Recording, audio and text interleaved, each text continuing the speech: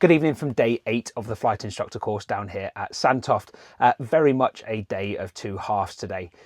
This morning, as forecast and expected, a huge dose of ultra low level cloud. I don't like using the F word, although that's what it was. It's the sailor in me.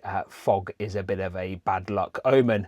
But anyway, woke up this morning, opened windy, had a look, and it was just a sea of purple indicating low IFR across vast majority of the UK. Interestingly, my home base at Teesside, which quite often suffers from a little bit of fog, was actually VFR. But hey ho, that's the way we go. Interestingly, the Metform 215 and the TAFs for the local area did suggest that the conditions would improve around 11 o'clock. 3 minutes past 11, and I know because myself, my course colleague and the instructor all checked our watch when the sun started to crack through the window at 11:03.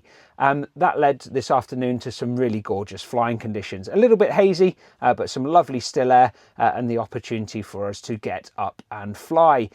This afternoon was me teaching exercise for part 2, which is setting and holding a datum attitude whilst increasing and decreasing speed and operating the flap. Really key building block skills for when students get into the circuit.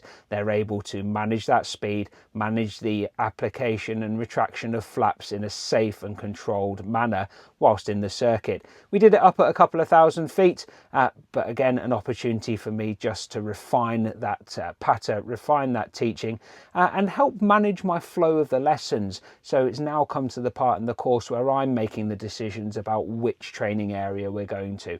I'm controlling the timing and the pacing of those flights. So I'm responsible for trying to deliver the training aims within the hour and make it an enjoyable experience for the student as well. We completed the air exercise in a little under the time, so we had a bit of spare time on the way back, and with a really capable student, the instructor, I decided that we would patter through a landing and a touch and go and into the circuit, just to show some of what we've been doing in that kind of increasing and decreasing speed and putting flap in or out, show why we were doing that as a building block. Came in to do my touch and go. I think maybe just a little bit of a tailwind that came in, and I unintentionally pretty much demonstrated what ground effect is and floated a bit down the runway, so managed to land about halfway down the runway, still with plenty of space but not sufficient for me to do a touch and go. But that was fine. I decided to pivot the lesson a little bit and utilise that as an opportunity to stop, backtrack, as there was no other traffic around, and offer the student a first taste of taxiing down the runway. Nice clear runway, nice day, light winds, great opportunity for them just to get the feel in a non-congested area of what taxiing the aircraft's like. Turned around, back up into the circuit and demonstrated a relatively decent circuit, and this time landed where I wanted to in an appropriate manner, and hopefully gave the student the reassurance that that a good circuit leads to a good landing. But importantly, and it's something that we discussed this morning in the kind of psychology of teaching, as pilots, we always put ourselves under pressure to want to be perfect. We want to deliver top performance every time. I want every landing to be 10 out of 10. The reality is a little bit dirtier, right? Sometimes things don't go wrong, and we need to demonstrate and showcase to students that actually sometimes you won't get things right.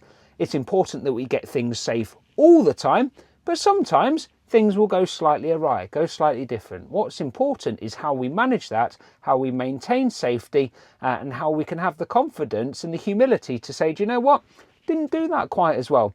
So part of my debriefing point was to talk to the student about my botched, if you want a better word, landing. Why did I float? I was a little bit fast on approach, perhaps a little bit of a tailwind, and I made the decision to land. I could have made the decision to go around. Either was safe, either was fine. But anyway, a really enjoyable day.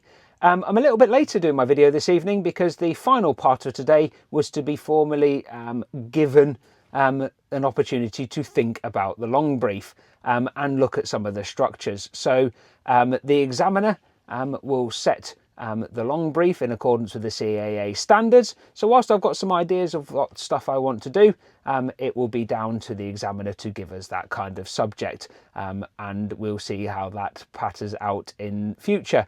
The rest of tonight is going to be spent reviewing some standards document 10 questions for me. I'm just going to be looking and reviewing those. I have answered all the questions before I came in, so I hope I've got a pretty decent handle on it, but I'm just going to kind of keep going through, keep rehearsing them in preparation for my assessment of competence. We're just about halfway through the flying hours on the course now. Hopefully tomorrow we'll get a good few more hours in the air, and hopefully we can continue progressing well. Anyway, thanks for continuing to follow it, and I will hopefully speak to you tomorrow.